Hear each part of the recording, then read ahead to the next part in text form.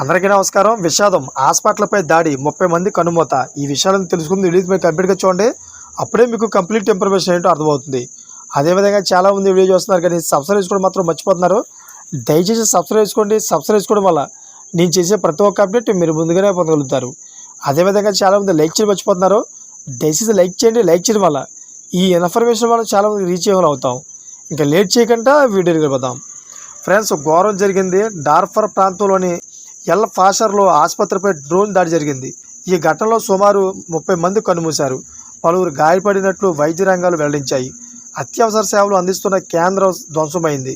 అయితే 2023 ఏప్రిల్ నుంచి సుడాన్పై పట్టు కోసం సైన్యం, పారామిలిటరీ, ర్యాపిడ్ సపోర్ట్ ఫోర్స్ బలగాలు పోరు కొనసాగిస్తున్నాయి. అయితే ఏ గ్రూప్ ఈ చర్యకు పాల్పడిందో తెలియాల్సి ఉందని అంతర్జాతీయ మీడియా కథనాలు వెల్లడించాయి. సుడాన్లో పారామిలిటరీ ఫోర్సు సైన్యం మధ్య జరుగుతున్న ఆధిపత్య పోరులో అమాయకులు బలవుతున్నాయి.